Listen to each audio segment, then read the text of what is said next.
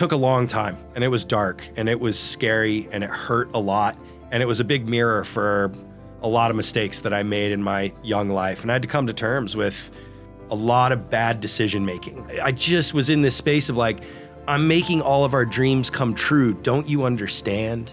Welcome back to another episode of the Austin Zaback Show. Thank you so much for tuning in. Today, we have a guy by the name of Brian North on the show. And a lot of you have probably heard of this guy. He is an absolute rock star, an absolute legend. Somebody I definitely look up to, somebody that I admire. I've done deals with. He owns a brokerage actually called North & Co. Almost 300 agents and do over $1 billion a year in production. You've wholesaled a bunch in your career, probably close to 1,000 deals, I think. Yeah. And man, dude, I appreciate you being here, and I'm excited to kind of dive into it. Pleasure, man, and honor, honestly. As an entrepreneur who's been doing it for a minute, I think I'm coming into my 16th or 17th year now. Something that's really important in the good old-fashioned SWOT test is like, who are your threats? Yeah. And I mean it in the best way. You made that list at some point in the last few recent years. And again, it's just who's coming. You know what I mean? You got to stay fresh if you're going to stay near the top. And it's great to be sitting here with you, man. And I'm glad to be here. I appreciate that, brother. It means the world to me. I'm half your age, or I'm half your experience in real estate. We could talk about age too. You're probably half my age too. And you probably are worth 10 times more. No, so let's be real about it. No. Yeah. I got a little bit of work to do, man. I got a little work to do. I still look up to you and I admire you, and you've done a lot of cool stuff. So appreciate it. Man, talk to me a little bit, I guess, for anybody listening and watching, maybe they don't know who you are, how did you end up here? Like, did you always want to do real estate? Like, how do you just randomly own one of the biggest brokerages in Arizona? And not only biggest brokerages in Arizona. When I think of North & Co., I think of a company and a brokerage that is, you have, and this is just my perception, right? From when I see the signs and I see it around the valley, it is an elite brokerage, right? It's a brokerage where I feel like you've got top performing real estate agents that know what they're doing. You're in, Paradise Valley, you're in Arcadia. You're in a lot of places that I think a lot of people would love to be, right? So, like, how did you end up there? Super random. I mean, honestly, it really is a random. You said that word. I'm like, yeah, it actually really is random. If I go back, I was the kid selling candy bars door to door. I remember door knocking a kid's house that had the newspaper route in my neighborhood to ask if he ever wanted to give up his job. Because the only way you got a paper route was if the kid in your neighborhood decided he got too old and got a car and didn't want to ride his bike around throwing newspapers anymore. But I was raised by a single mom. We had no resources. In other words, we were broke relative to what broke meant in my life. Probably lower middle class, which is a weird thing. But I mean, we got evicted from our apartment 4 or 5 times. We were officially homeless multiple times in our life, which meant get in the car, we're going to go find somewhere to stay. We didn't ever have to sleep in a tent or an encampment or anything like that. But there were definitely nights we didn't know where we were going to end up that night. And the beauty of that story is it taught me, the light side, that's the shadow side of it that everyone wants to hear, oh, the poor kid made it out of the streets kind of thing. Subject to the way that you perceive the world, which I have to give my mom really the credit, my dad being a great dad, was like, so what's the bright side of that? Resourcefulness. When you don't have something, you have an option. Sit in that and wallow in it or make shit. You know what I mean? And for me, it was like, I could go make it. And my mom would tell me I could do it. And I remember as a kid, if I wanted to do karate, she'd be like, okay, sounds good. She would sign me up. I don't know how she did it to this day. I seriously don't know if she stole the money, if she sold stuff, if she borrowed it from a friend. I know she did a lot of borrowing at times, and I know that because she lost friends because she didn't pay them back. But I got in karate right away, right? And then I would start karate, and I would have the uniform and the shoes and the belts and the whole deal. And 3 weeks later, I'd quit, and I'd want to play baseball. Guess what? I was on the baseball team, and I had a new mitt, and I had new cleats. We didn't have food, but I had that stuff. And I'd be like, Mom, I'm going to be the best. And she'd be like, you could do it. So I had love. I had someone championing me, tell me I could. But it was like, we can't always. And so if I wanted to do it, and she told me I could, then I would go find a way. And as I went through, it's probably, I left home at 17. I was my birthday was in September, and I had skipped a grade early in elementary school. I was getting through work so quick that I was antagonizing other kids in class and antagonizing the teacher. And they were like, we're going to go make it hard on you. So they just moved me into another classroom. So it made me really young graduate. So at 17, I left home and I got a full-time job. And I remember one thing that I've always done as a youngster, and even still now, is I look around at my food chain And I go, that's the top of the food chain. If I do this for the next 5 or 7 years, that's where I'm going to end up. Is that what I want to do? And the answer was usually fuck no. And so I left, Yep. right? And so I ended up, at the time, I was really into skateboarding, surfing, snowboarding. And this was, at that time, I'm 19 years old now, 2 years out of high school. And my high school sweetheart went to school in Durango, Colorado, at a school called Fort Lewis College. And I wanted to be a pro snowboarder. Remember, my mom told me I could do it. So I was like, all right, I'm going to pack up all my stuff, quit my job. And I moved to Durango and tried to be a pro snowboarder. I'll skip past that real quick, which was I was there for 7 years. And the last year I was in Durango, 2004, I met the owner of Mercedes-Benz here in Scottsdale. Oh, wow. Werner Schumacher. And he said, I really like your style. I worked at a nice restaurant. I was on my game. And he said, why don't you come sell cars? And I moved here to sell cars at Mercedes-Benz. No way. Ended up selling a car to Derek Jarr, property wholesaler. Yeah. At the time, he was a wholesaler. He's built other businesses since. He became my real estate mentor. Wholesaled, as you mentioned, for 5 or 6 years. And then I went, wait, so I'm taking all the risk and I'm making 5 to 15 grand a deal. I can get a real estate license. You know, this is my minimalist version, but take some photos and put a sign in the ground and make the same 15 grand with no risk. I'm going to go be a real estate agent. Built a team, and then I was at this little boutique brokerage that was failing. And in 2014, I bought that brokerage and turned it into North & Co. Wow. There's the shortest version. There's a lot possible. to unpack there. and I can't wait. There's multiple things that I want to unpack. Cool. The first thing I want to unpack before we get into the real estate, and I really want to dive into like the Derek Jarr and the wholesaling and the whole evolution of that. But, you know, when you were growing up, right, and I always like to ask people this because I think to me it's fascinating. I think it probably is to other people. But, like, do you think that you obviously had, I wouldn't want to say like a traumatic childhood, but you had a childhood where there wasn't a lot of money, right? Like there was a, you know, very, you know, maybe minimal resources available, right? Obviously they did a great job. You know, do you think that played a big part in who you are today and you know, being an achiever and trying to, you know, go out there and make money and build companies and stuff, you know, or what are your kind of thoughts on that? Because you know, I talk to people that, you know, they grew up in a perfect household. Everything's perfect. I mean, it's just like picture perfect. There's plenty of money. There's marriage is perfect. Family's perfect. Everything's perfect. And does that have a difference in the way somebody turns out compared to a lot of people that have this more kind of traumatic childhood? I'm curious what your thought is. Relative to what I see in the world and specifically my kids' lives, I did have a traumatic childhood. You know, my mom couldn't afford a babysitter, and my babysitters were loose friends or even a family member or two that had big addiction issues. You know, I knew how to cook heroin and shoot it at 8 years old. You know, I saw rough sex for the first time when I was 5 years old. They thought I was asleep on the living room floor and we're having sex on the couch, and I saw it. So, like, you know, I knew what real life was like way before anybody knew that I knew what real life was like. So it was traumatic, but I'll share with you that I learned something in therapy one time, that children often take two different paths. I had a younger sister. And in divorce situations, the way they get attention is they're oftentimes as a good kid and a bad kid. And I think it is good fortune to a degree that God gave me the path of the good kid. Now, it created some other bad habits in my life, which is like always relying on being the good guy, showed up later in my adult life. That, like, you know, there was a bit of an egoic component to being the good guy all the time.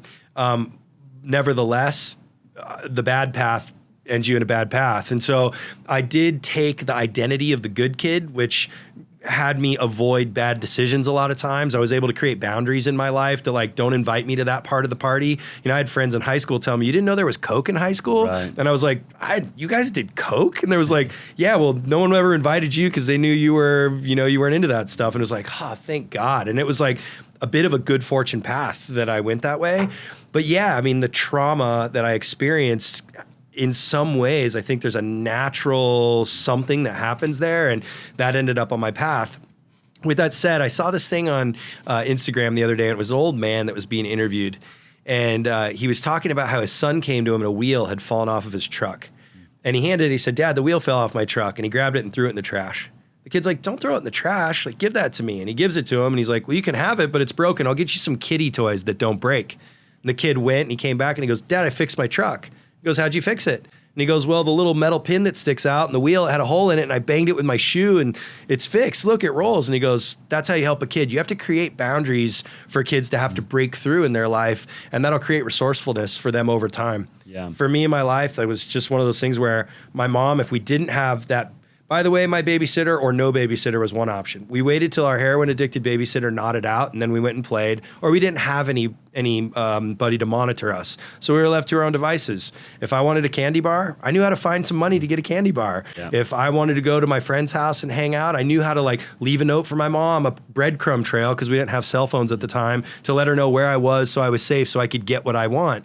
In those environments where there were bad people around in the drug space, I knew how to create trust with them by pretending I didn't know what they were talking about, getting away from their bad behavior so that I was, oh, like that kid doesn't know what we're doing. Or if all the guys, the tough guys that were in the neighborhood were like on the balcony of the apartment building, I would go down and make sure that I struck up a football game and scored all the touchdowns to let them know like that little kid's tough, he's bad. Yeah. And then it was like, I was the cool little kid around the clique. So like all that kind of stuff, ultimately, you can imagine where that gets deployed into business, right? Sure. I mean, it's understanding body language, how to, infiltrate, a culture, a group of people. I ended up being a sociology major in college, which was the study of groups of people and how they maneuver through, different societies. So whether it was me learning it kind of from a street smart perspective or ultimately learning it from a book smart perspective, I have to be grateful for all of those experiences that I experienced as a kid. I think the street smart is something that,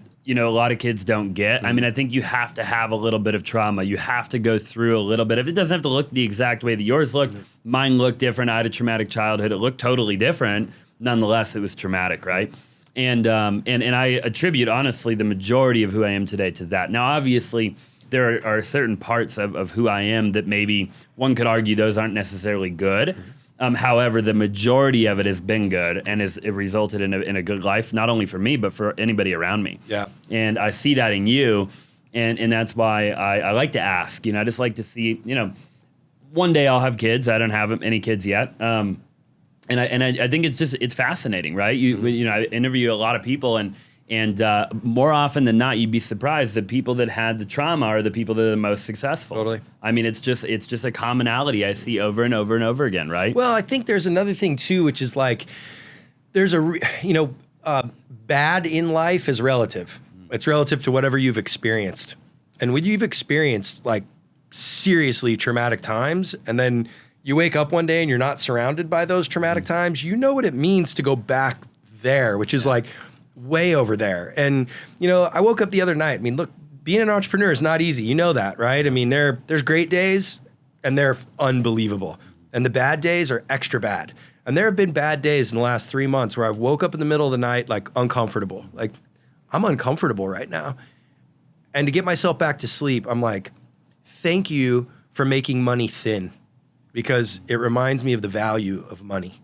Thank you for challenging me with those people leaving my life, because it helps me understand the value of the deepest relationships I have. Yeah. Thank you. And I can walk myself through the gratitude of the things that I have because I've had the other, right? And if you just have had it like generally vanilla your whole life and all of a sudden something decently bad happens, you're like, the world's over. I'm like, it's another day. You know what I mean? It's a human experience. Shit happens. And Another so challenge, that's yeah. it.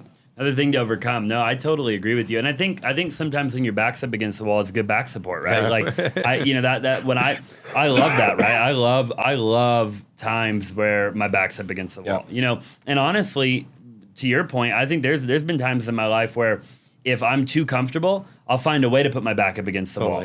It's like I'll go buy something that I can't afford, and maybe it's a good move, right? Like it's an asset or a piece of real estate, but I technically can't afford it yet. I'll do it anyways, right? Because then I'm like, oh dang, I got to go make more money. You got it, right? Exactly. And I don't have that comfort of like having this like cushion in the bank, you got it, or whatever it might be. My CPA said to me recently, he goes, Brian, you throw your best punches when your back's against the wall. You should be happy your back's against the wall. It's like it's true. It is. It's very true.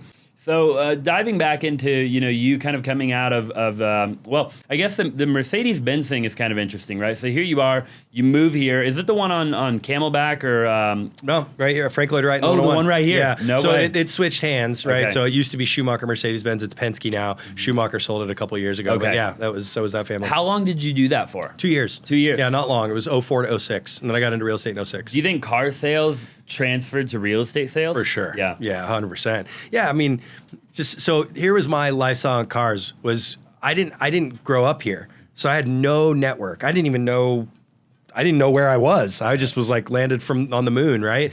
And so for me, it was cold leads. And we didn't have lead gen machines. You know, guess what my leads were? Drive ups. We called them ups, right? In the car business. So for us, and there were 16 salespeople and you were round robin. Wow. So like, you know, on a slow weekday, you might get one up. Right. And I got to make the best of that up. I can't. And if I complain, if I say to anybody, there were no ups today, right? They'll just put your shit in a box and send you home. Like you're done. I mean, it was so cutthroat. On the other hand, it was high touch, high expectation experience. So, you know, how to win and how to get repeat referral business was to deliver an experience that nobody else had delivered. And for me, it gave me creative freedom. You know, it was like, I'm looking around all these guys smoking cigarettes and drinking coffee when it's 120 degrees outside on the lot. And like, that's who I'm up against in terms of my 16 colleagues. Like all I have to do is be better than that and they'll come back to me. So it was a beautiful, and then I mean, I was rubbing shoulders with, you know, the most affluent of affluent in Scottsdale. And one of my biggest lessons is rich people aren't smarter. Wow. You know, that was one of my biggest lessons was like, I had this thing because people were rich. That meant they were better than me, smarter than me, remember where I came from. Everything was just a perception because I'd never experienced it. And here I am like really negotiating knee to knee with the heir to, I don't know, I'm making this up, Arm & Hammer baking soda or something like that, thinking like these people negotiate billion-dollar deals. It's all made up in my head.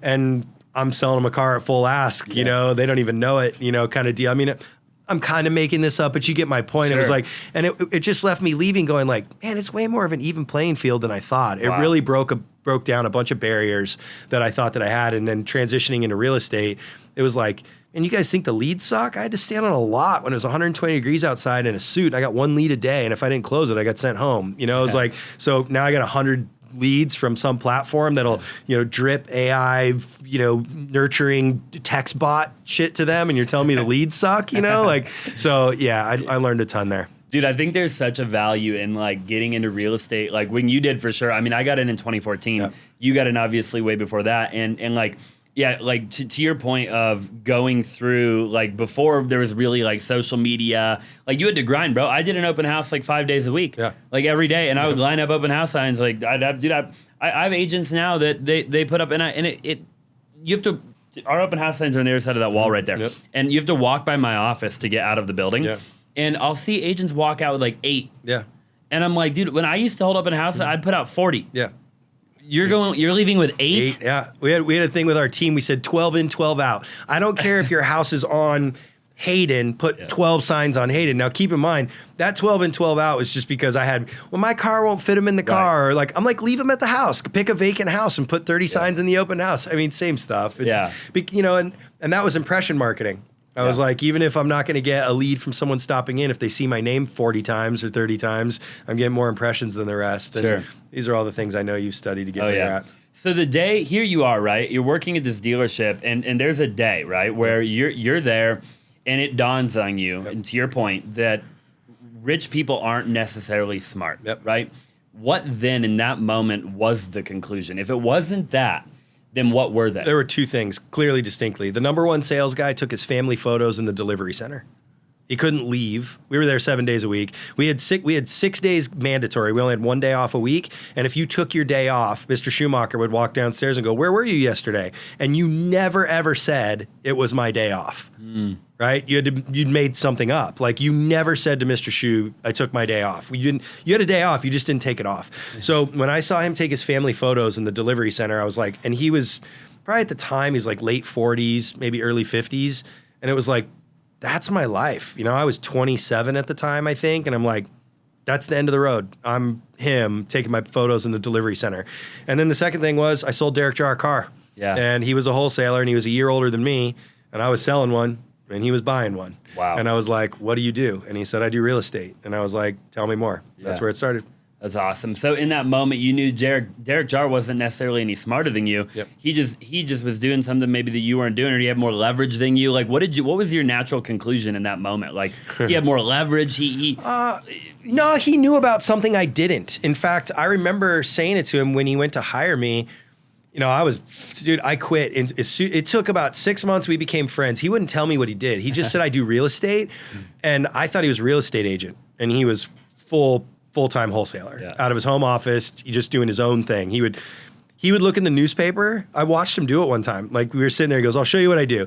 And he went through the newspaper, Arizona Republic, and found looking for an investment property. Then he went over here and it said investment property for sale. He called this guy and made him a low offer, and then called this guy and faxed an offer and made I think he made $5,000 in front of me. And I was like, what the just happened, right? And so my thing was, I remember saying to him, anybody that I sit across from, they eat like me, sleep like me, and shit like me. I say the same thing every time, right? And it's like, if you can do it, I can do it.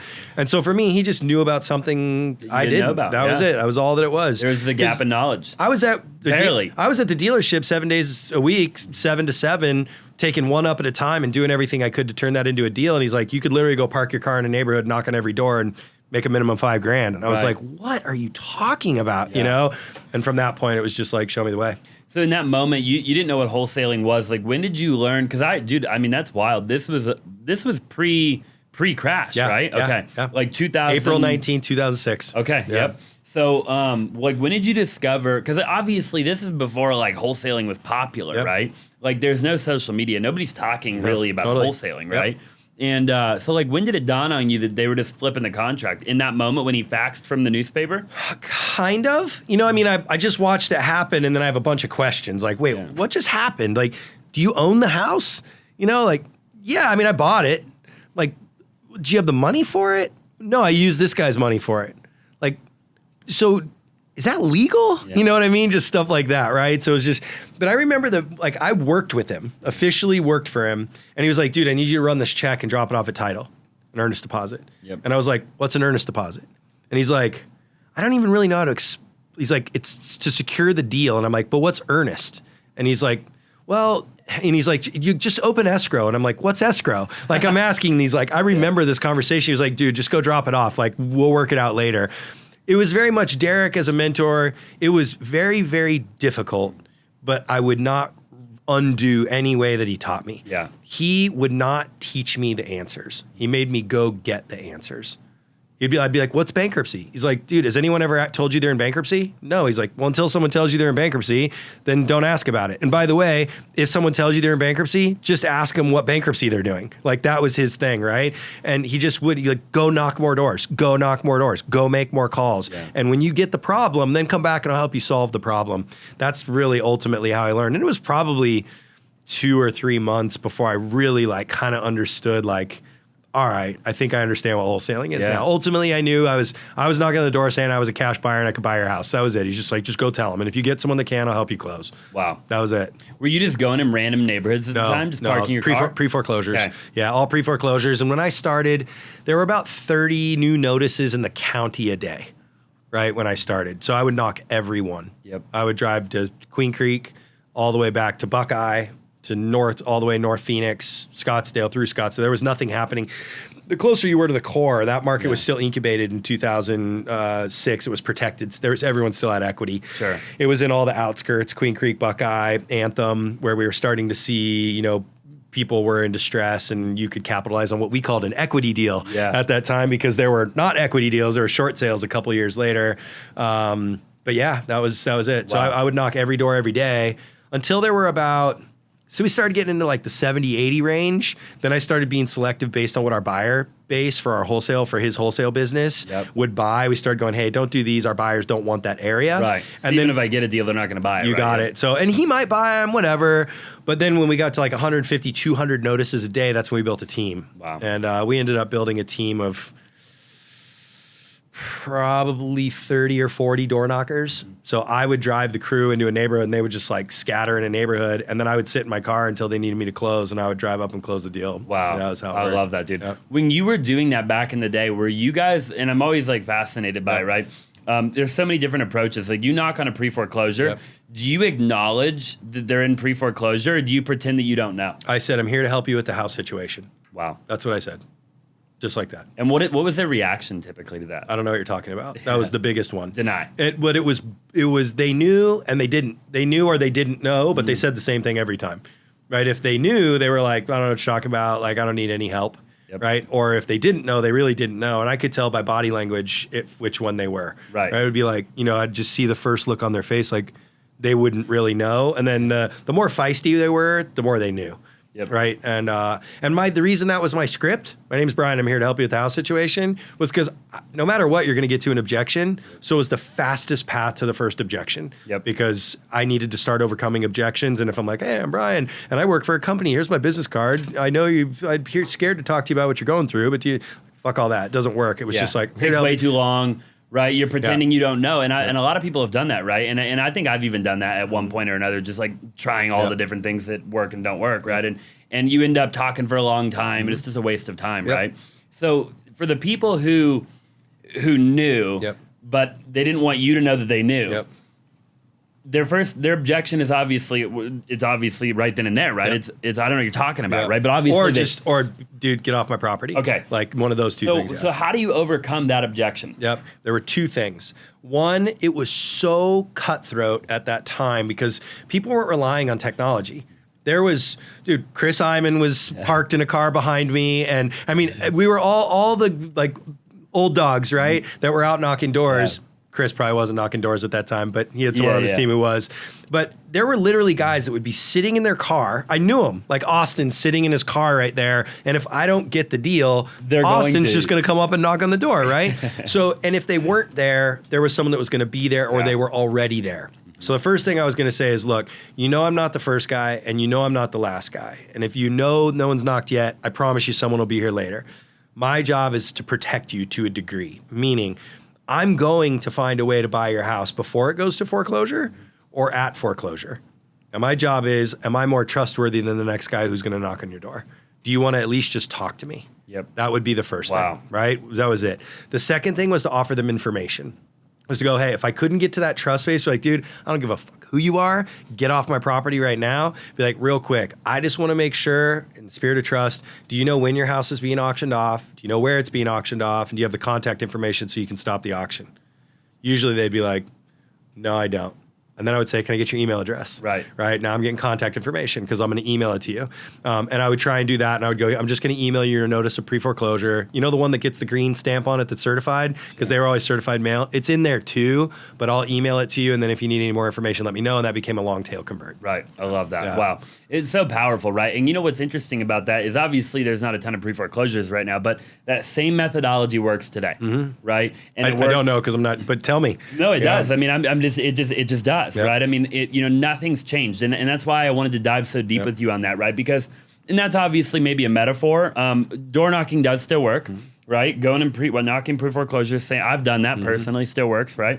But, all the old school methods still work, right? And I think people watching and listening right now that might be trying to start getting into real estate, it's like, dude, like, stop trying to get all fancy with it. Like, that's cool. Like, if you want to eventually build all that out, like, great, good for you.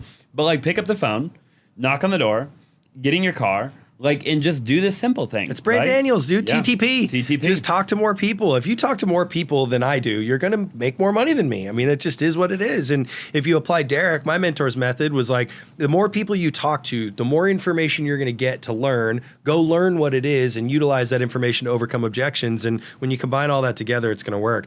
I think in the retail business, 2007, 8, 9, and 10 is working again right now too. Right? It's like I've gotten more sign calls in the last 2 weeks than I've gotten in the last 5 years. Wow.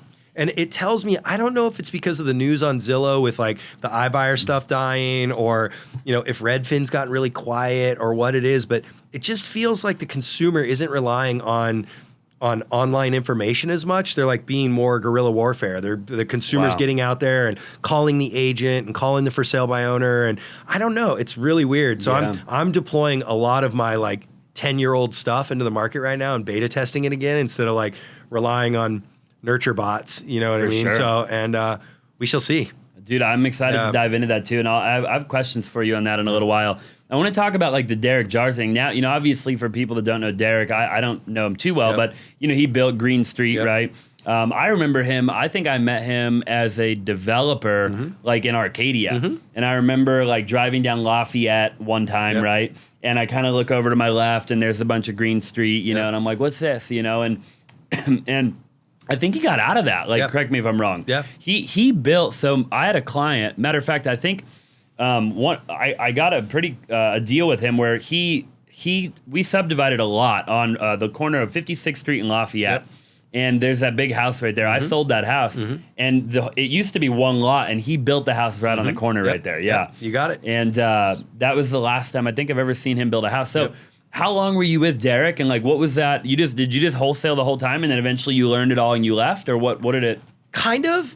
So I wholesaled with him until 2010. And then he built a little brokerage called Green Street as well. Yep. And then about 2014, he didn't want to be part of the brokerage business anymore. And so I ended up, he ended up kind of folding that thing up. But because I had a group of agents that were underneath that umbrella, I kind of I wasn't ready to launch North & Co. Yeah. So I acquired the agents, by way of basically him just saying, I'm not in this business anymore. And then I went and kind of soft rebranded it from Green Street Realty to Green Street Real Estate. Okay. And kind of gave a little logo update just as like a pause for me to go build North & Co. And kind of kept building on that whole thing and then rebranded that to North & Co. in 2015. But at that time that he was done with Green Street Realty, I think is what it was called, he went and built the development company and went all in on the development side. And at that point, he was really doing that. And I was in, my income was predominantly doing deals, and I was in startup mode in a brokerage, and we stayed friends but weren't doing a ton together in business. Yeah. I levered his infill as an off-market book of business to be able to acquire leads through open houses. Like, hey, I have all these properties coming that no one else has, and you can do build-to-suits on them. So I ended up selling a bunch of his properties by way of build-to-suit, and that helped me curate new buyer lists. But like, we weren't really necessarily doing anything together, if that makes sense. Yeah, for sure. And he went and got in the development game, and I think that he's not developing anymore, is he? Yeah. Nope. Yeah. It was an interesting product that he was developing, I think, at the time. But so, you go and you start building North & Co. Like, are you wholesaling still at the time, or you're like, I'm out? When I built North & Co. A little bit. I mean, Yeah. from an opportunist perspective, I didn't have a machine. I was really focused at that point. I started a young family. I guess when I started North & Co., I had 2 kids at that time that were 7 and 4. And so for me, I was trying to find like, what do you call it? A more duplicatable business model, right? Wholesaling, you're only as good as your last deal, right? You're not going to get any repeat referral off of wholesale deals. I mean, for the most part, right? And so for me, it was like I lived in Lower Arcadia at that point. I love the neighborhood. My kids are in school now, and I'm kind of looking around at the agents in that marketplace going like, man, these people just pretty much rely on like their country club membership and their kids' school networks, and they make a lot of money, and like, none of them have wholesaled. None of them have done sub-2 deals. None of them have done carrybacks. None of them understand mortgage wraps. I mean, for the most part, there might be 1 or 2, but like, I'd be talking language. I would be speaking Mandarin to them. So like, I get to go dress up fancy, drive a nice car, pretend I'm one of them, but deploy all the the skill set that I had created in wholesaling into this market. I think I could make a dent in the market share, and that's pretty much how it went. That's what you did. Wow. That's what I did. So, really it was focused on luxury real estate. I really wanted to learn that game at that point, and I wanted to curate and cultivate a group of agents that really focused on that. But by way of what I had done and the language I spoke, I've always seen deals, and I'll still cherry pick from time to time. And so how did you break into that luxury market, right? I think the luxury market is the market that a lot of people want to break into. And I don't know, maybe in 2023, it's way more difficult than it was in 2015. I mean, I maybe it is. I think people can still do it though. So like, what was the secret? Just walk the walk and talk the talk? I mean, oh man, it was so strategic. If I really talked about it, I'll share with you that first it started with granular things. Like I went to home tours to study my competition for no other reason. Yep. I would go to the networking only. I never went on tour. And I literally went to just hear the bullshit they all spit on each other. I went to watch who fought with who and who didn't like who and who was the big shit talker and who was the nice guy or gal. And like, I was like, you're my friend and you don't know it yet. So I'm going to build alliances with you along the way. You're scary, but I got to keep you close. You're horrible. So I got, I just was scouting the field of play. And then when I got to like, okay, who's really my competition? Because like most in my mind weren't going to be my competition, but there were an obvious 1 or 2. And I literally took like my number 1 competitor and was like, they drive a BMW, I drive a Mercedes. right? They wear jeans, a black t-shirt, and a sport coat. I wear a suit. They're a watch collector. I'm a pen collector. They talk about golf. I talk about wine. Like, I literally was like, I have a saying in residential real estate. It's like, you don't have to be great. You just have to be different. And my thing was like, I knew I wasn't going to try and appeal to his target market. But I knew the general target market, had the same so my thing was like, how can I just appeal slightly different in almost every micro category? So that it was like, I don't know what it is that I like about that guy. There's just something different. That was literally the game I was playing. Yeah. And then from there, it was taking all the things that we just talked about and really levering open houses to create a new story. Yep. My number one competitor's story was to scare his market. He said, hey, look, if you don't list with me, I won't show the houses. And the market believed it. Yeah. Right? It was literally had a thumb like on the entire market. They were afraid that if they didn't list with him, that he wouldn't show their houses. So my thing was to end the fear, right? And it was to study, how did he not show houses, and what was the story that he did tell them on listing appointments, and then counterattack all those things from, he worked at an international luxury brand, and why for the first time that artisan boutique was cool, and how could I make that a counter conversation? So it was highly strategic, and it was a long game, and then it was just making sure that everything I was up to and everything I said, I did. Because what I realized pretty quickly, that's probably my biggest lesson in wholesaling, was there's so many fast talkers in wholesaling, and it's like, all you have to do is just perform. Yep. If you didn't say a word in wholesaling, but you performed, you'll get the best deals. I completely agree. That was it. Yep. And so I transitioned that to luxury. It was like, everyone here is just a fucking hot shot. You know what I mean? Everyone looks cooler. They got a cooler handbag. They got a cooler car. They got a, 6-piece suit. Like, it's just like, who can be, I just saw an agent, like their face and name advertising, and it said billions sold. Yeah. And I was like, first of all, no, I know who you are, and you've never sold $1 billion in real estate in your life combined ever with all the people you've ever worked with. But it's like, at some point, is the next person going to say trillions sold? And so for me, it's like, it gets so overdone in that space that it's like, number one agent. I see it every day. Everywhere, Every right? day. You got it. And Who's so, number one? And number one in what? Your office, your team, your neighborhood, your in your house, in your head. You know what I mean? And so the thing for me was like, just stay quiet, right? One of my favorite North & Co ads we ever did just said understated, period. That was it. And it was like this to the whole luxury market of like, dude, we're just going to be over here quietly doing our thing, right? Yeah. Just performance. Say please, say thank you, and perform. Yep. That's it. And that's what I went into the marketplace to do. And that helped to eliminate that fear in the marketplace. Yeah, and you've obviously dominated it. And not only have you dominated it, but now you've got a lot of agents that obviously crush it too.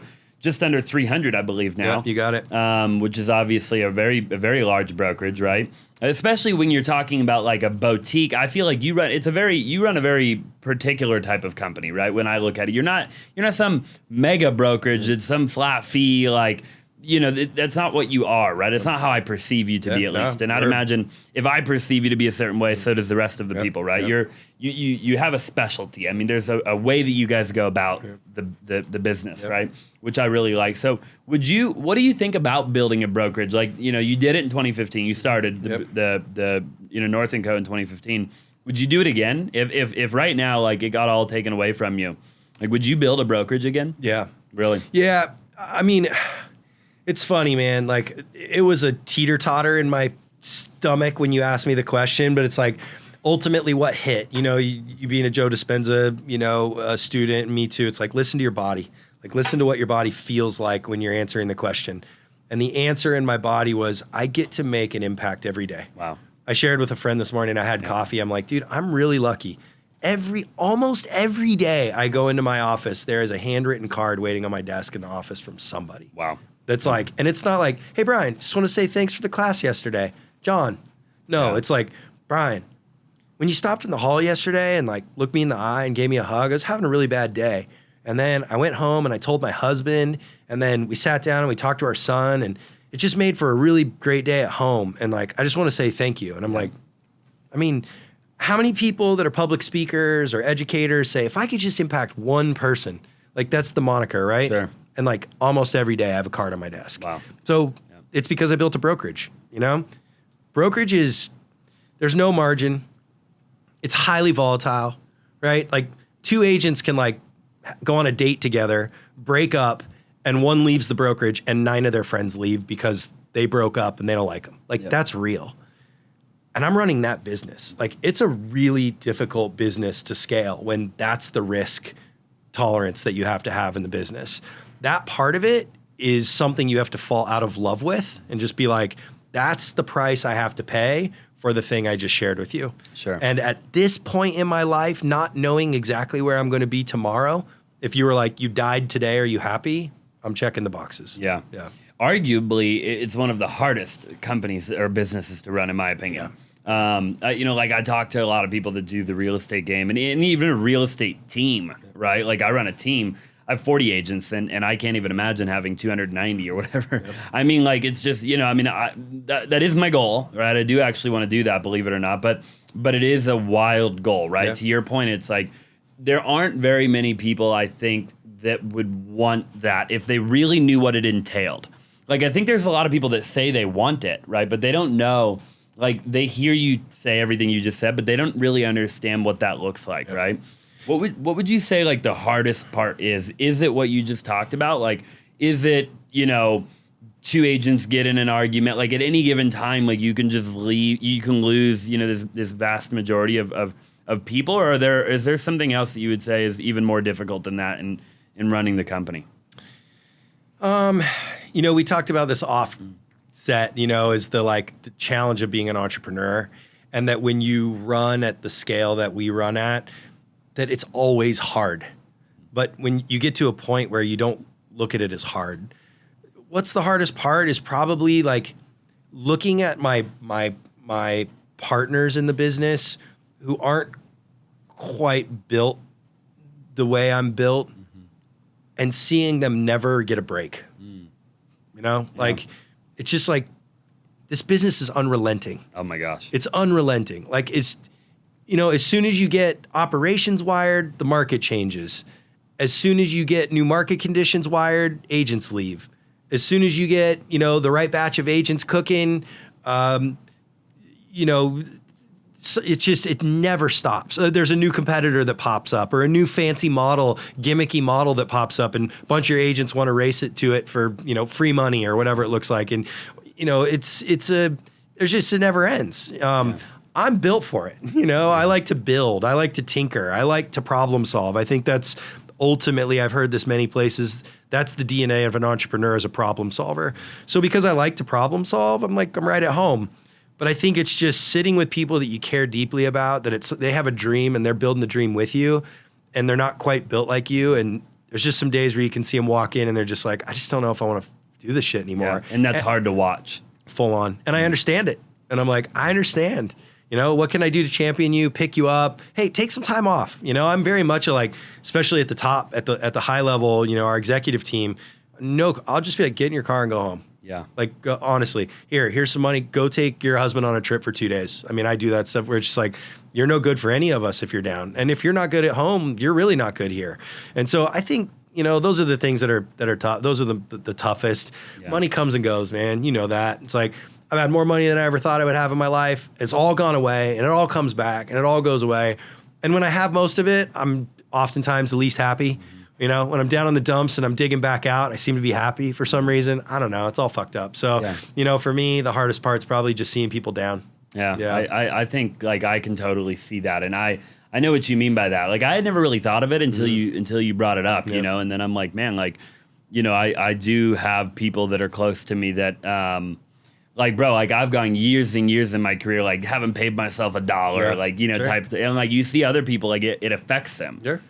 For them, it's actually difficult for them to pull that off. Yep. Whereas for me, I'm like, it is what it is. Yeah. You know what I mean?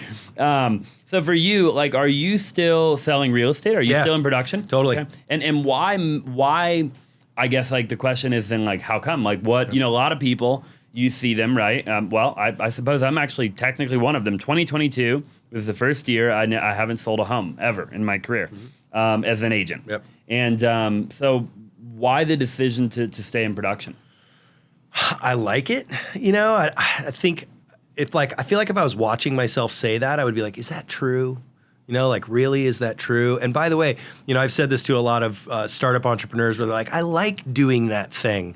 And I'm like, I like doing a lot of things too, but maybe I should lever that and redeploy my time to things that I can do more with. Keep in mind, I've built my sales business. It's like, if I were really generic, 10 $3 million deals, right? You know what money that spits out. It's a really good number. Here's my thing about 10 houses. Like, I can deliver an exquisite service For sure. on 10 houses. Yep. That's a really good income to deliver an exquisite service, right? And I get to choose who I want to work with in that space. And my one upfront agreement with the people I work with is respect. That doesn't mean nice, right? But I've worked with a lot of shitty people in the spirit of a paycheck. I'm not doing that anymore. I'm not cold calling. That's not true. I mean, I have a virtual, I have a VA that cold calls, and I'll take those deals, but that's more acquisition. You know, I mean, I'm looking to buy stuff myself, but like, I'm not like picking up the phone and cold calling to do real estate because I need to muster up a deal and I want to do 2 times GCI what I did last year. Right. It's just, I like real estate. It keeps me fresh for my agents. You know, I just came here from teaching a class on listing pricing strategies, but like right now, current 2023 pricing strategies. And there's stuff in there that I have 15-year agents that are like, what did you just say? And it's because I'm out there doing the same thing I've always been doing. And that offers a value to the brokerage, right? So keeps me fresh. It's a good additional income, especially in a market like we're in now. I need a little extra horsepower here and there. Doesn't hurt anybody. I like doing it. My phone still rings. Why not? Yeah, somewhere in there. But I don't know how long it'll last. Yeah. You know, I'm probably winding down. For sure. Yeah. What summarize the presentation that you just gave? What's the main takeaway for listing pricing strategy 2023? You got to consider top down. That's the old list my house for more than it's worth strategy. Front loading dialogue to help them be prepared for how to get to a price reduction before you even get the listing agreement. Bottom up strategy and how that could be a value advantage. So taking your most recent solds, looking at actives and pricing below comps to create a bidding war in a non-emotional market.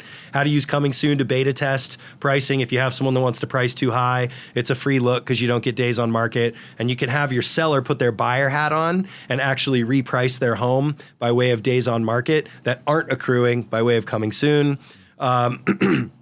Pricing based upon basically remodel costs. So if I have a little tired house that needs everything, go, if it were remodeled, what's the value? How much would it cost to remodel it? Subtract that from ARV. How much would somebody want to make if they were going to remodel it? Subtract that from ARV, and that's your price. You don't even have to comp it. It's just based on reverse engineering the deal. And then a current strategy is what I call the discount strategy, which is if you have somebody that wants to price, let's say, a $700,000 house at $850,000, they're crazy. Just price it at $950,000. Like, why not? And they all look at you crazy. The agents do, like, well, don't you look like a dummy? And I'm like, no, because you have to prepare them to reduce the price to $700,000, which is what it should have been in the first place. But you're actually showing the market a $250,000 discount on a $700,000 house, and they'll pay you $700,000 because they think they're getting a $250,000 discount. That's kind of a now strategy that we just deployed on a house, and it worked. We priced it $600,000. Oh, they were so crazy on pricing. We just went, let's go $600,000 over on a 2.5 house.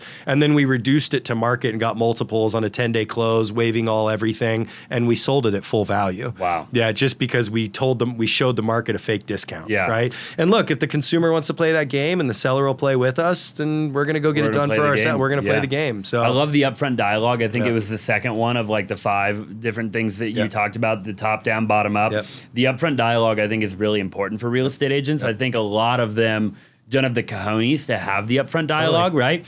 Where it's like, dude, like you've gotta, because if you try to do that later, right? Like because what happens is agents, they just take the listing. They want the listing, of right? course. I'll take the listing. I know it's priced too high.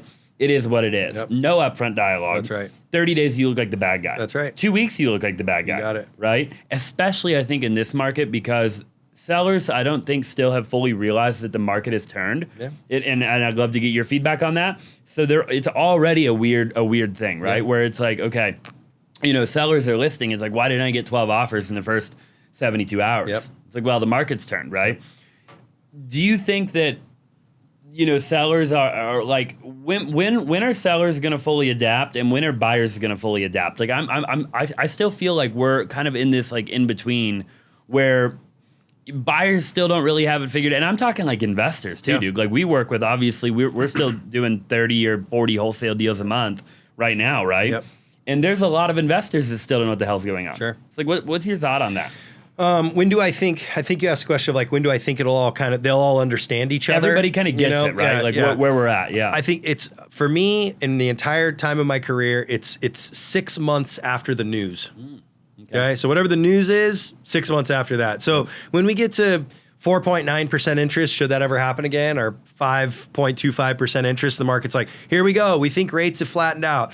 6 months later, buyers will feel confident again. Wow. Okay. Yeah. When you're like, hey, we think we've hit bottom, it'll take 6 months then from sellers. So I think it'll be end of this year is where I think we're going to see pretty healthy trend in the positive direction from a sales perspective for the next 6 months. And then it's going to take 6 months for things to get back to normal. I think it'll be end of this year. Next year is going to be a year where we're going to have normal inventory, and we're going to have good inventory and good demand. It's going to be a good trading market. I think that'll be 2024. And right now, there's just so much confusion that it's going to take someone who's willing to listen to somebody educated like you and I and really trust the process.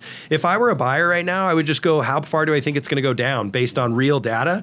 I think it's going to go down 10%, and just go make offers at 10% under. For sure. It's just simple, right? And if the rates eventually go back down, just refi. That's it. If they go up, you got a great deal. You got it. It's exactly You right. know, it's really simple, And as right? a seller, price at market. Yeah. Here's an interesting thing, though, from a seller perspective. I think we're in a really confused spot in the seller market where sellers haven't come all the way to reality from last year. No, they haven't. But also now we have lagging comp data that's going to show them a lesser value of their home than what I think it will sell for today in the last 30 days. Agreed. Does that make sense? So it's like, 100%. first they think they're going to sell for more than they thought they were. But if you get someone who's realistic, they actually have lagging data that says their house is worth less than I think it is in today's market. 1000%. So it's super confused. I mean, that's why I think right now the consumer digging back into sign calls and really investigating and getting in front of somebody who can help. Like, dude, we're relevant again. Yeah. We're relevant again. I say this out loud a lot. Like, I wasn't relevant 2 years ago. Yep. It was just like, sure, I can get someone to get you in a car and go write an offer and give away your due diligence and pay more than the other guy. I'm doing you no good except for I can get it done in the transaction process. Sure. Now, dude, we could sit down and do a 2-hour discovery, and I can get a 3D printed house on a hillside lot for you if you need me to. You know what I sure. mean? Like, anything you can come up with, I can make it happen, which is cool. I completely love that, and I think you're like 1,000,000% like accurate. And you know, I think that everybody was able to make money the last couple of years, right? And I think that's a lot of what you're kind of saying too, right? Which is, and I'm excited. I really feel like, you know, we've already lost a couple of agents on our team, and I was excited about it, right? The people we lost were the people we needed to leave, right? And they were the people that they weren't going to hang in the company or in the business at all. And so what are your thoughts on that? Like, do you think we're going to see a large decrease in agent count, Yes. to your point? Yeah. For sure. Yeah, I mean, yes, period. And I think it's a compound effect. Everyone's exposed. Everyone's exposed right now. There is no immunity, period, right? And you can be exposed good or bad. If you were a great steward of your money, you was exposed that you're a great steward of your money. If you were an overspender, you're exposed that you're an overspender, right? Yeah. So I think what's happening right now is you have a lack of education from the leadership perspective, right? There just aren't a lot of residential luxury brokerages out there that are teaching sub-2 deals right now. Yep. It's not happening. Not at all. So and by the way, they don't even know how to transact, like how to get someone to move through the transaction process quickly. I'm talking about like real education. So there's a lack of education, which means there's a lack of skill. There's a lack of knowledge in how to transition or shift in a respective market. There's a lack of education in financial responsibility or financial fitness, period. So that exposes everybody. And then you have spending habits from an old market where people have $4,000 a month rent, right? Driving a car that's $2,000 a month, schlepping along a $6,000 handbag, and couldn't tell you if they have one deal that's in the pipeline and how they're going to get them through. And they've got negative net worth, and they're screwed. And and by the way, this is like an epidemic. It's like the majority, by the way. You're talking about the majority. You got it. Yeah. And it's like, really right now, the conversation is, how long can I forbear my payments to whoever wants to evict me, right, before I go delinquent? And how big are my credit cards? Right. Right? I mean, good thing that I got a $50,000 line when I could pay it off every single month, and now I get to run that thing up. And consumer debt, as we both know, is going up at the fastest pace we've seen in history. Yep. And you apply that to a commission-only market, yeah, we're going to see a bloodbath. We are, yeah. I think we're already starting to see it. It's renewal season right now. Yep. I actually got an email today from the Scottsdale Association of Realtors, yep. Right? $600, right? So what do we got there? If I got the email today, that means in 30 days, a lot of people aren't going to pay it, right? You got it. And we're going to have a big decrease all at one time, I think. And man, I don't know about you, I'm excited for it. Yep. I think this is we're about to go, and I agree, by the way, with literally everything you said. 10% decline, 2024, we start everything, right? I think the people that can survive are the people that are going to thrive going into whatever the new market ends up being, which is, I think, 2024 and beyond. Yep. Right? And I'm talking wholesalers, I'm talking retail real estate agents, right? So like, even wholesalers, man, I'm seeing them get out in the flock. Sure. They can't figure it out. Of course. They have no idea what's going on, right? Yeah. They're like, all the hedge funds are gone. What do I do? How do I sell deals, right? I'm like, you call the mom and pop guy. It's full on. Right? You pick up the phone and you call the mom and pop guy that hasn't been buying because the hedge funds have been buying all his deals, and you got to get him to start buying again. Yeah. And by the way, you need 500 of those guys. That's right. You also have to negotiate better. Right. And you have to have 2 times the size of your pipeline. Mm-hmm. You know what I mean? You got to be following up. Your long tail follow up has to be you got to be a ninja, you know what I mean? And then once you get to somewhere where they're ready, you got to have the cojones, as you said, to ask for deeper discounts. Because if you were buying at 75% LTV 3 years ago, you're buying at 60% LTV today, and you better you better clean up your skills to be able to get that deal done, or you better get hip to creative finance so that you can turn that into a deal somehow. There's just...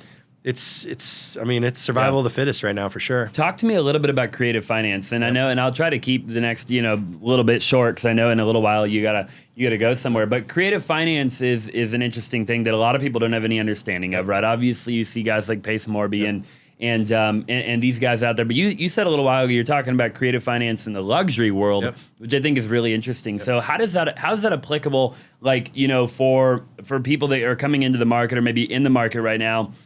What do they need to know, and who's that applicable to? Like, is it the buyer that wants to buy a luxury house that doesn't want to pay a 7% rate that can get a sub 2 at a 3% rate on a $3 million Arcadia home, and you have to have the knowledge as an agent to get that deal done? I mean, what are we talking about? The value of creative finance is that you can use terms to neutralize money, or vice versa, right? So in the wholesale business, money neutralizes everything. It's speed and money. Sure. I can do it fast for cash. That's the wholesale world, right? Mm-hmm. I'll talk about the luxury space because you asked about it, but let's say that somebody wants $7 million for a $6.5 million house, sure. Okay? And you have a buyer that really wants that house, but you have a seller who's hungover from the prior market. I'm going to use almost everything we talked about. They still think they can get $7 million for the house. They don't need to move. There's no inventory. So a buyer has a need also. They're like, finally, I found one, but now you're going to make me pay more for it, right?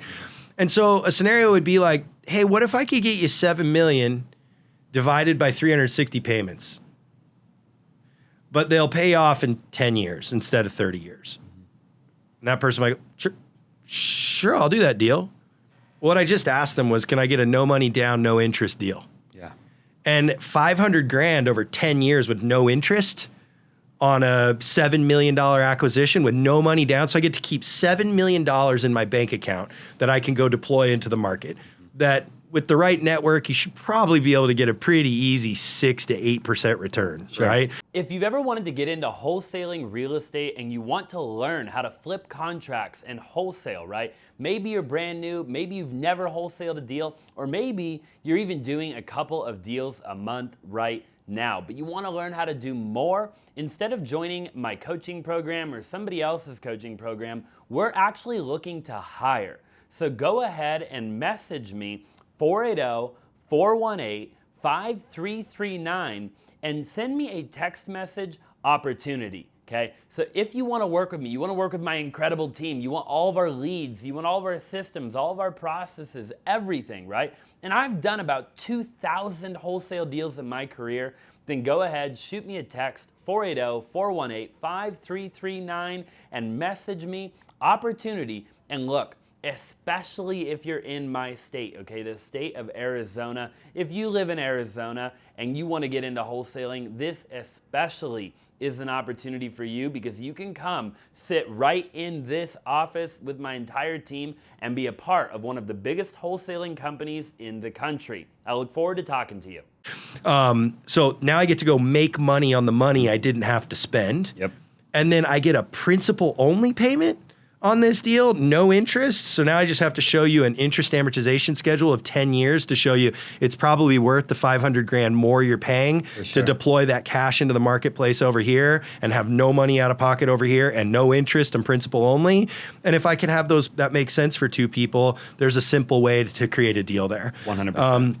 The other one for me is in land acquisition for builders. You have a lot of spec builders who are finishing out the end of their portfolio. They paused when they felt the market shift at the beginning of this year, but they're cashing their checks right now on the finishing, the exit of their portfolio. They've got some cash to deploy right now, but they're a little gun shy. If I can go find them a lot acquisition on terms, right? So instead of them having to go pay cash or get hard money to carry the dirt, but I can find the seller to carry the dirt on good terms. I mean, if you could think about a lot of these guys, the builders are borrowing 12% money on dirt while they're doing all their R&D and getting ready to put a shovel in the ground. Doesn't make any sense. So I'm like, wait, I can go direct to seller and I can find a deal where it's like, hey, market, you know, if they were going to do a market loan with you right now, it might be 5 or 6%. I could do the same deal with you. You get 200 grand right now. They pay you 5% interest and you carry it for 1 year while they're in R&D, get their permits ready to go. And then they'll cash you out with hard money potentially once it's time then. That saves them 5 or 6% delta over the course of a year where they're just used to going out there and paying 12%. Sure. So those are two ways in the luxury space for me that are like pretty simple now market condition ways that you can go to the luxury space and make some sense of it. I don't know why people overcomplicate everything you just said, right? Like, I think people really overcomplicate just getting two parties to, like you said, it's just neutralizing, right, money and getting two parties to agree on a particular outcome. Because it's like in the scenario, like the dirt that you're just talking about right now, right? It's like you most likely aren't going to be the buyer for that dirt. I mean, you might be, like Brian North might be the buyer, but most likely you're going to get that deal all packaged up and just delivered on a silver platter to the buyer, You right? got it. Or the developer, I guess, and he's going to go develop on it. And the seller of the dirt's happy, the buyer of the developer's happy, everybody's happy. You make a commission or whatever the agreement is. Hey, I'll list the property on the back end or whatever, right? And I think it's a creative way for agents and wholesalers and really anybody that is in real estate or trying to make money in real estate to go out into the world right now. And maybe if they're a little bit slow, it's like start looking for the deal that doesn't inherently look like a deal. Yep. Right? Like, I think everybody's looking for the deal that just looks like a deal. Sure. Right? And it's like, well, obviously, right? But what about the deal that everybody's passing on? Yep. You know, I told you before the show, you know, we make, 50 or 100 offers every day on the MLS, right? And I train my team over and over and over again. I bang my head up against the wall. I'm like, guys, this is so simple. I look at pictures. When I scroll through the MLS, I'm just looking at pictures and I'm looking at like, it's emotional intelligence. Like, it's really simple. But you're looking for things that other people aren't looking for, right? And like you said, you piece it all together and you make it happen. And to Derek Jar's initial thing that he taught you, figure it out once you have the problem. Right. You got it. So, a lot of my agents are like, yeah, but I don't know how to do the paperwork. Because you don't even know how to do the paperwork. That's right. When you get two people to agree, Yep. you'll figure out how to do the paperwork. One of the best things I ever learned at a workshop I went to 100 years ago was like, you can write a valid contract on a paper bag with lipstick. Yep. I, Brian North, agree to sell my house for $7 million at 360 payments, paid off in 10 years, period. John. And you can open escrow. And you can open it. That is a contract. Yep. That is a valid contract. You can open escrow with. There, you just learned how to do the paperwork. So, your limiting beliefs got you in the way of a deal, For right? So yeah, man. And then it's really a fun time right now. I love confused markets. I do too, man. Yeah. I think there's a lot of money to be made right now. Well, I just want to pivot real quick and talk about a couple things, I guess a little on the personal side, but more how they impact your business. Yep. And before we wrap up here, we talked a little bit before the show about like meditation, right? Yep.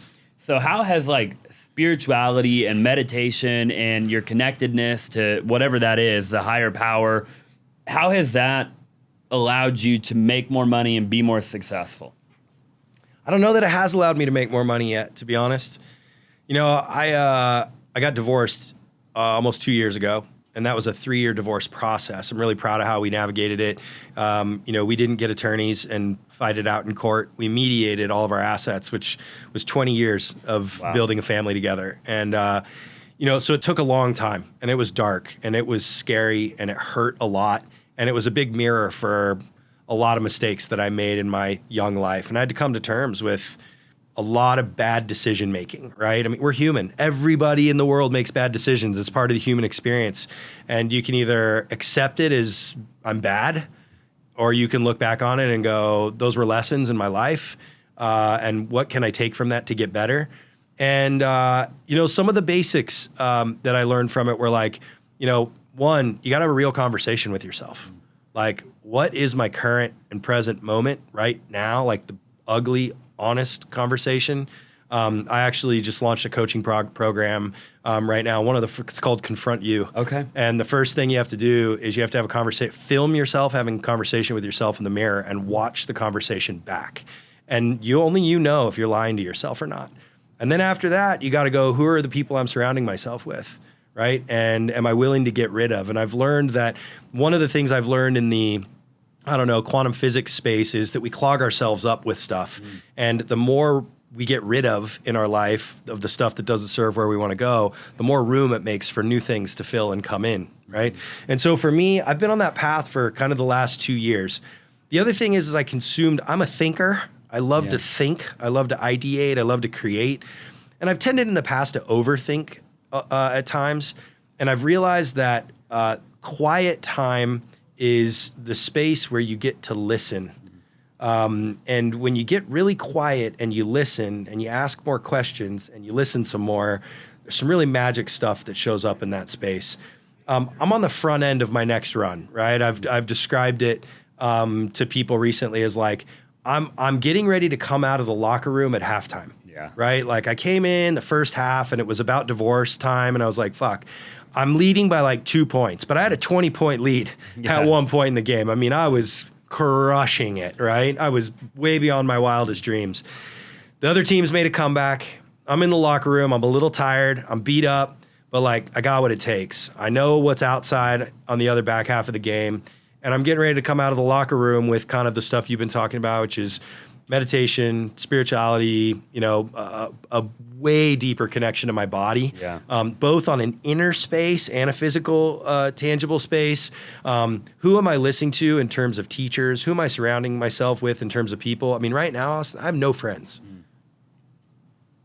Like none. Like I have the most limited social life I could have ever imagined. I'm Brian North, the guy who knows everybody.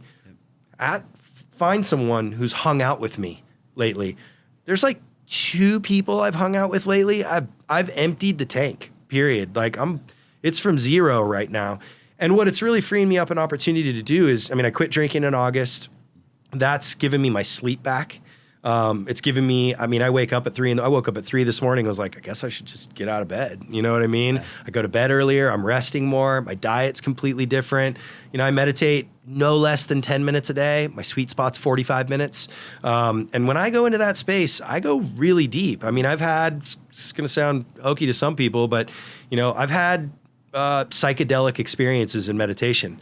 For those who know, and there's nothing like feeling like you're high on drugs when you're not. Yeah. Natural dopamine is a magic thing. And when you can get that connected to self, the awakening that happens is, I want to cry. If I'm being real with you, it's a knowing that you can't unsee. And it makes you fucking unstoppable, if I'm being real. So, yeah, I don't know what it means to money, to be honest. I'm asset heavy and liquidity thin right now, if I'm being real. So I got a long runway. I'm good, but the value of money to me means the least it's ever meant to me in my entire life right now. Wow. I'm just really up to following what I'm supposed to do in the world, and if God says money's a component of that, I'm gonna have more money than I could have ever imagined. Probably, who knows at this point? I probably fucking give it mostly away. I don't know. Yeah. So I just don't need a lot. So, for sure. Yeah. Man, I love the honesty, the authenticity, the transparency. And I know you don't have a lot of time, so I feel like I could sit here with you. What time is it, by the way? 4:45. Yeah, I got 15 or 20 minutes if you have the time. So, yeah, I've got all the time in the world, man. I want to get my goal with these podcasts is just to get deep. I love getting deep, dude. My favorite space. what would you say, and I feel like you're somebody who's learned a lot, and you've come a long ways, it just from the sound of it, right? Yeah. What, if you don't mind, like talking about it, like what are maybe one or two of the bigger mistakes that you made that if you were to go back and do it all over again, you wouldn't make? Yeah. I'll generically call it addicted to work. Really the unwillingness to listen to my partner, right? Like I just was in this space of like, I'm making all of our dreams come true. Don't you understand?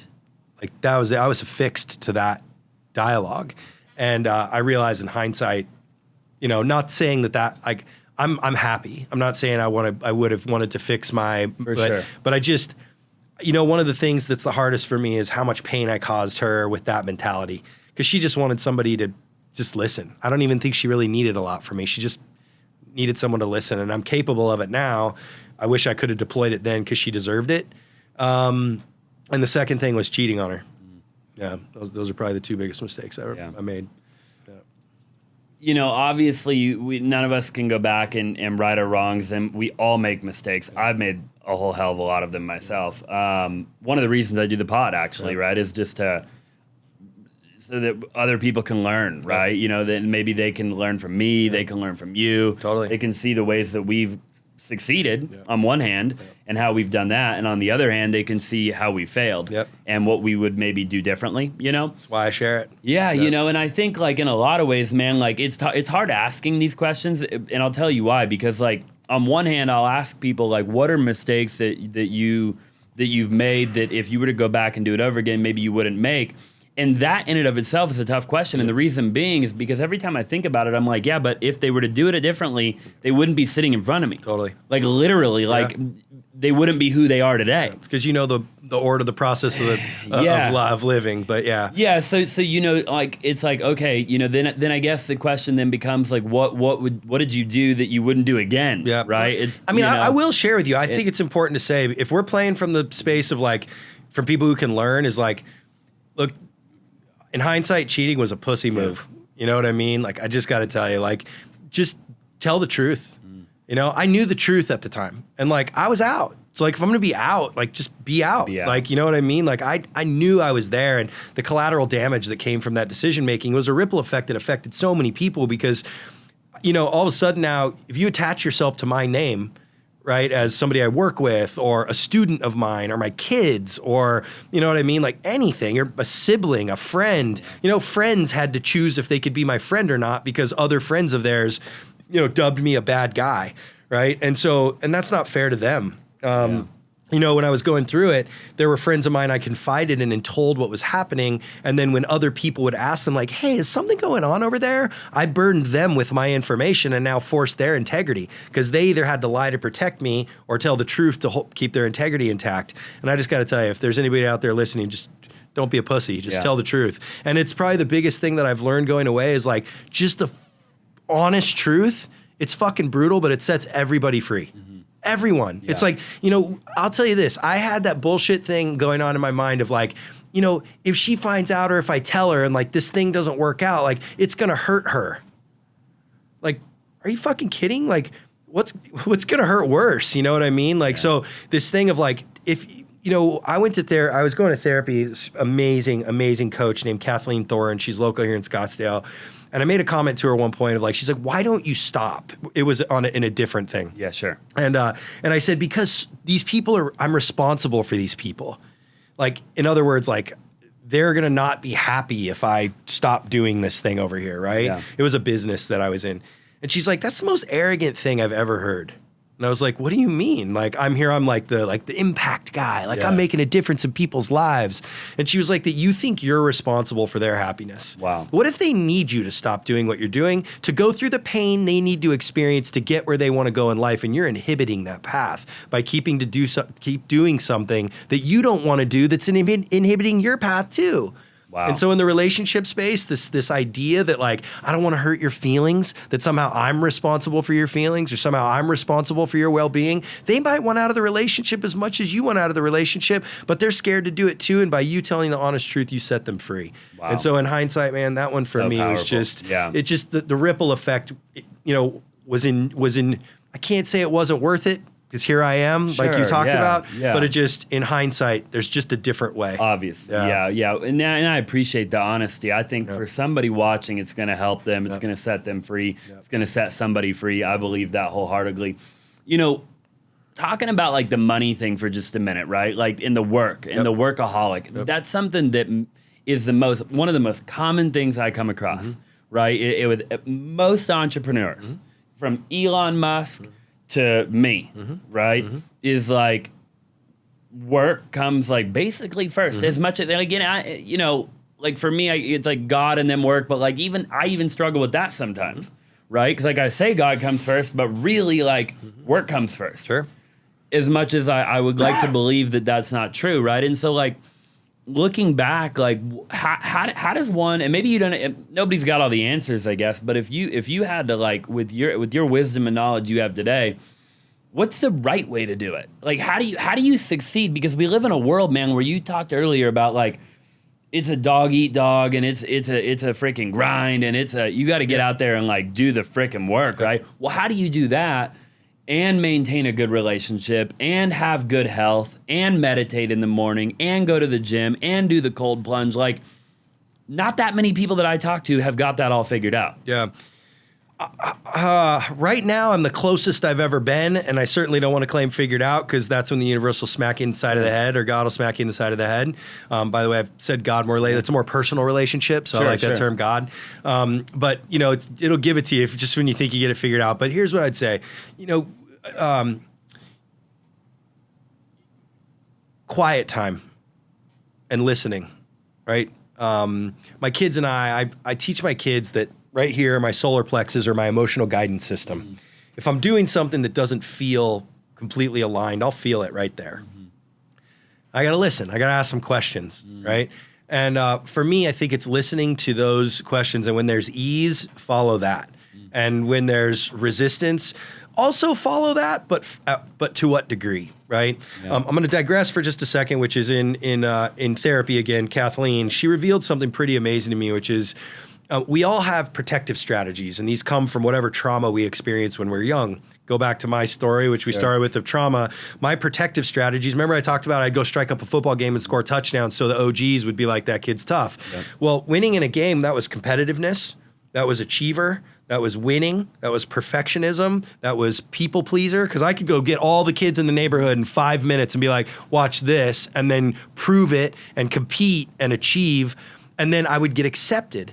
And in my world, acceptance was equal to life versus death. Wow. Does that make sense? It does. So now it's reinforced that competitive, achiever, perfection is the way you survive. That's life or death, and it works. For me, I just thought I was like a successful achiever. And in therapy, realized it was an outdated strategy that was consuming my ability to be an updated adult version of myself. It was inhibiting my relationships. It was inhibiting my ability to do things that were purposeful. It was inhibiting my health. It was inhibiting my relationship with my kids, et cetera. And so ultimately what it got down to was, as soon as I had that awareness, it was like, okay, now I know why I'm achieving. Now I know why I'm a perfectionist. So that's really interesting. And I've come to terms with it. Now, how can I update those strategies, and what are the new version of those strategies? And so in going through that process with her, now there's an understanding of why I want to go achieve different than why I achieved before. Sure. If I simplified it now, I'm here to bring joy to the world. Yep. That's what I'm here for.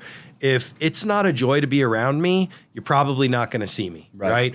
When I'm in the dumps or when I'm up, that's what I'm here for. And if I get to make money by way of bringing joy to the world, hallelujah. Yeah. If I'm achieving, if I'm teaching a class, rest assured it's fun, it's jokey, it's impactful, it's for production. If I see somebody in the audience having a hard time with what I'm saying, I might stop and go, are you okay? Yeah. I'll walk over and put my hand on their shoulder. Everything about it is going to be intentional about bringing joy to the world in my work. Before it wasn't. It was purely for consumption's sake. Yep. It was, dude, I did 10 mil this year. I'm doing 20 next year. I did 20 mil. I'm doing 40. I did 40. I'm doing 80. I did 80. I'm doing 100. Dude, now it's $1 million a year. Now it's $2 million a year. Now it's $3 million a year. Now it's, and it was just, now it's number 3 ranking Arizona, 2 rankings Arizona, no 1. And anytime I could check 40 under 40, keynote 40 under 40, like everything was just for consumption's sake alone. And that's where it was empty. Right. And it was coming to terms when I got the intel from Kathleen on why I was affixed to achiever, to consumer, to all those things, and going, fuck, those are outdated strategies, and that's what's eating me alive in my life. I got to update those and really understand what it was about. Now I can deploy all those to my work, and now it's on purpose. Two more questions, and I'll let you go. Cool. Next question is, if somebody's watching right now, and they're a younger version, maybe they like, what do they do specifically to get answers on maybe their problem, their version of the problem, which could be anything. It could be similar to yours. So like you had a kid, you met this girl, you met Kathleen, right? Yep. Like what's something that people can do practically? Is it, I'm going to go sign up for a Joe Dispenza event? Is it, I'm going to go on YouTube and I'm going to learn how to meditate? Is it, I got to go get a coach. I got to get a therapist and learn more about myself and figure out why I am the way I am and how I can eventually be this more well-rounded human being. Like, what's the practical advice you would give somebody to figure all that out? The very first thing that has to happen is that you have to understand that wherever you are now is 100% your fault, good or bad. That's it. That eliminates victimhood. Period. That's it. Yeah. And from there, when you can come to terms with wherever you're sitting now, you designed yourself into it, and you can design yourself out of it or into a better version of it, you can then start to get the answers a lot faster. I don't know if it's a coach until you decide why you're here and what got you here and that you're responsible. As soon as I can say it's nobody or no things or no time. This is Joe Dispenzaism. That's why we're laughing. In the world, there's no external thing responsible for why I'm here. I'm here because of me. The answers will start to come. And that's a really, really, really difficult. It took me 40 years to realize that. Wow. Right? And so after that, the answers will come. Not everyone wants to jump in a cold ice bath. Sure. I love it. I mean, there's a lot of benefits to it. Meditation, I've been joking lately that like I'm the guy that's going to reframe quantum science to everybody so that it's more adaptable, which is like, we got to quit calling it yoga and just call it stretching because then it'll be okay for everybody. We got to quit calling it meditation and just call it breathing because then everyone will be like, oh yeah, what do you do? Oh, I'm a professional breather, right? And like then everyone will, because everyone wants to come up with their own limiting beliefs around like, oh, it's against my religion. I don't meditate. That's spiritual. I go to church and pray. I reached out to an agent the other day and I was like, hey, I'm doing this great meditation. You seem like you're on a thing. You should come do it. And he like literally texts back to me, I don't meditate, I pray. You know what I said back to him? Why don't you come to the great meditation with me and let's breathe together and then I'll pray with you after. I love that. Right? Like, let's come on. I pray too, right? But like, look, we don't have to call it Indian terms for yoga. We can just call it like down dog and up dog. We just stretch. That's it. But it's this thing of like, you know, the other thing, here's the other thing I would say beyond eliminating victimhood would be whatever you are resisting the hardest, go toward it. I don't want to do yoga. It's against my religion. That means you need to go do some fucking yoga, right? Oh, I don't want to do meditation. That's against my whatever I pray. That means you need to go fucking meditate. Because usually the thing that we know we need the most, we resist the most. For sure. So if I were to give 2 things, quit being a fucking victim and walk toward what you're scared of. Man, I love that. Phenomenal advice. Mic drop, 100%. Last question. For whatever reason, today's your last day, right? You probably heard the question before. Today's your last day. This is it. You can give your kids, you can leave them with just one thing that you've learned, one thing that one piece of advice, like just one thing that they've got to like take, and that's what they remember. That's the one thing that you taught them, and for whatever reason, it's just one, and then you're done. What's that one thing? Don't follow the herd. They know it. They already know it. If I died right now, they know it. Yeah, wow. Don't follow the herd. And when I started traveling, there's another one I'll share with you too, and it's the two. My son even told me, I'll finish the story with this interaction I had with my son about 3 months ago. But so when I started traveling with them internationally when they were 8 and 5, and little did they know it was preparing them for life. Every single thing about it. I made them order the Uber on my phone. So I taught them how to use Uber, and they had to get the car, and then I'd show them how to look for the license plate and look for the car and walk up to the window and say, "Are you the guy?" And then, and wait, he'll put your thing in the car, but this is how you tip, and this is how much you tip. This is appropriate, and like everything, right? But I'll give you an example. Don't follow the herd is like when we walk into the airport, and we get into the airport, I'm always like, okay, boys, don't follow the herd. You guys use your intuition, you use the signs, you pay attention. And so one of them, there's two of the same. One was we were in Mexico. We were leaving Cabo. We used to do a surf safari down there. We'd camp on the beach for 7 days, like an hour and a half outside of Cabo in the surf destination. So we're coming back through the line, and all the people are funneling through the line that's the closest exit from the elevator, and it's building up a line. And I go to step in the line, and my oldest son's like, "Dad, don't follow the herd." And I'm like, "What do you mean?" He goes, "Is that lady over there an open line?" It was just a clear lane with a lady just standing there, but she was Mexican national, so she's not speaking English to all the gringos that are getting off the line. I'm like, let's go see. We just walk over and walk through, and there's like a line forever, and I'm like, fucking got it. He got it, right? Happened a second time. We were in San Diego this summer, and we're all TSA pre-check when we're stateside. And we go to get in line, and the line was like for so long coming from security that it wrapped into the terminal. And it was just one single line, and I go over, and it's TSA pre-check. So like I'm like, wow, this is weird. And so I stand in the pre-check line, and we're waiting and waiting and waiting, and everyone's in the pre-check line, and it's not moving. And so I said to my oldest son, I go, we go run up and see if there's anybody in the normal line. And he comes back and he goes, "Dad, first time ever you're ever seen this. There's 0 people in the normal line and TSA pre-check." And I just went, it was we talked about it for a half an hour. I was like, so think about the predetermined conditioning of entitlement. When you have a TSA pre-check, you're entitled to a better experience. It tells you there's an elitist mentality to TSA pre-check, which is like, I'm not taking my shoes off. I don't want to have to take my belt off. I don't do any extra work. And all of that mentality, these people literally just went and followed the herd and stood in line, right, with everybody in this 40-minute long line in TSA pre-check. And by just walking up to the front and seeing real quick, we just went in the non-entitled, non-TSA pre-check line, took our shoes off, and went and ate lunch because we were early to our flight and we're on our way. We eliminated stress. We got to have a laugh together. I filmed it and put it on social media and talked about entitlement, had a lesson. By the way, I actually turned the camera around and had them tell into the camera what we'd learned. So don't follow the herd is a really big one in our lives. And then the last one is, and I actually said it to my son last night, so my son performed in an improv last night for the first time. He's 15, and he's doing some acting classes. And he's pretty shy. Like once he gets going, he's good, but like first interaction, he's shy. So we went and watched, and I was like, "Man, your chemistry with all the other kids seems really cool." And he's like, "Dad, I haven't talked to one of those kids once." And I'm like, "Dude, you're in improv with them? Like, you guys are doing all this, and you've never had like where are you from? What school do you go to?" And he's like, "No." He's like, "Dad, I'm so good. Like, once I get going, but I don't know how to start a conversation. I'm horrible at starting a conversation." And I said, "Royce, you know never to say that. How do you finish that sentence?" And he said, "Yet." Right. I said, "Say it again." And he goes, "I'm horrible at starting or I'm not good at starting conversations. Yet." And I said, "Do you see the difference, son? Like, do you see how all you went from a definite. You are never, ever going to be good at starting conversations if you say it with a period. But if you add yet, the door is always open to get better." And 3 months ago, I'll shorten this up, I'll land the plane, but it was pretty cool. We were talking about, he liked his first, like really liked a girl for the first time. Like he was like, "Dude, this is a feeling I've never felt," kind of vibe, right? And we were going through it to where he was like so terrified to tell her and all this stuff. And he made one of those statements, and I helped him understand the power of finishing a sentence like that with yet. And so later on, he came up to me and he goes, "Dad," it's like a couple days later, and he goes, "Hey, Dad, I was thinking you should write a book."